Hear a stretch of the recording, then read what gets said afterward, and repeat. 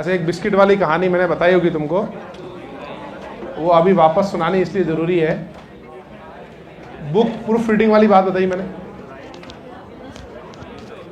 जब मैंने पहली बार जो वॉल्यूम 1 जो बुक आती है ना, volume 1 advance problem in organic chemistry book आती है, ये बुक 2007 हाँ 7 में लॉन्च हुई थी, दिसंबर में। तो है ना, तो मैंने क्लास में अनाउंसमेंट किया कि यार है ना, मैंने बुक लिखी है, इसकी प्रूफ रीडिंग करनी है, बताया था ना। तो तीन बच्चे क्लास के बाद मेरे पास आए कि सर हम सॉल्व करेंगे। तो मैंने उन तीनों को एक एक चैप्टर दिया।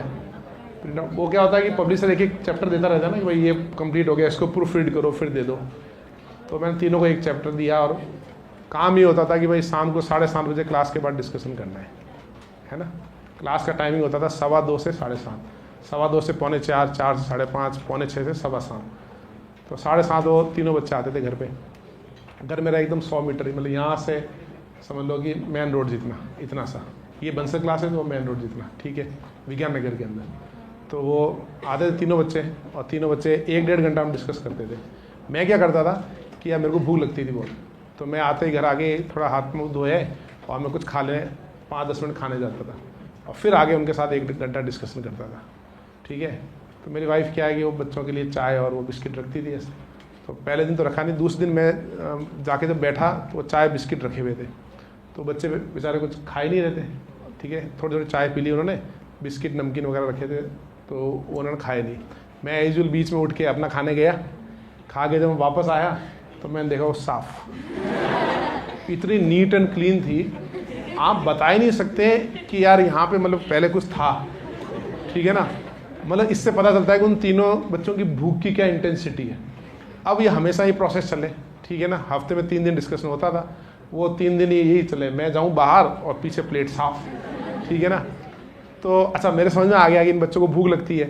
तो फिर मेरी वाइफ को भी समझ में आया बच्चों को भूख, वो कुछ 2-4 चीज़ें और रखती थी, ये प्रोसेस चलता रहा, ठीक है।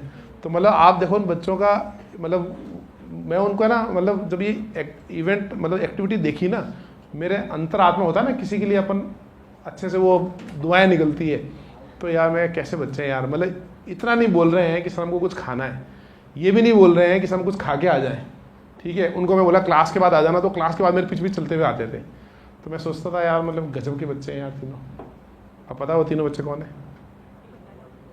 एक था सितिकंद ऑल डे रैंक 1, दूसरा था निशान टोटला ऑल डे रैंक 2, तीसरा था एक हमारा होम टाउन का सन जैन करके सन ने बताया, उसकी 81 कुछ रैंक थी।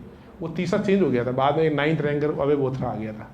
तो वो तीनों बच्चे, और तीनों का आप देखोगे एकदम मतलब हेल्थ उनकी ऐसी हो रखी है, मतलब उनकी पढ़ाई के अंदर, मतलब वो पूरे उसके अंदर घुस गए थे पढ़ाई में, समझ रहे हो तुम। इस तरीके से आपको इन्वॉल्व होना पड़ता है, तब आप टॉपर बनते हो। थोड़ा इन्वॉल्वमेंट कम होगा, नहीं तो मैं तो खा पी के आऊँगा सर, तो 10-20 रैंक वाले हो गए, ठीक है ना। मैं तो सर पिज़्ज़ा खा के आऊँगा, टाइम लगेगा मुझे, तो 100 वाले हो गए, समझ रहे हो। मैं आज तो आ नहीं पाऊँगा सर, बिज़ी हूँ, कल आता हूँ, 1000 वाले हो गए। और ढूंढना पड़ रहा है कि भाई मेरे वो नोट्स ले गए थे, बुक उसका क्या हुआ। तो 3-4 हज़ार वाले हो गए और गायब हो गए नोट्स लेके, तो उनका इरादा नहीं है फिर। तो सिंसियरिटी जो है ना, वो तुमको अब डेवलप करनी चाहिए आफ्टर दिवाली स्पेशली। थोड़ा मतलब है ना, बहुत जगह आपने ऐसा पढ़ा होगा कि मतलब आपको मतलब सिंसियर बनना है, सीरियस नहीं बनना है। मतलब सीरियस बनने का अपन दुख नहीं जाहिर करना है, ये नहीं हो रहा वो नहीं हो रहा, अपने को सिंसियरिटी डेवलप करनी है, देखना है कि कैसे अपन इम्प्रूव करते हैं। यही डिफरेंस होता है बस टॉपर में और नॉन टॉपर में।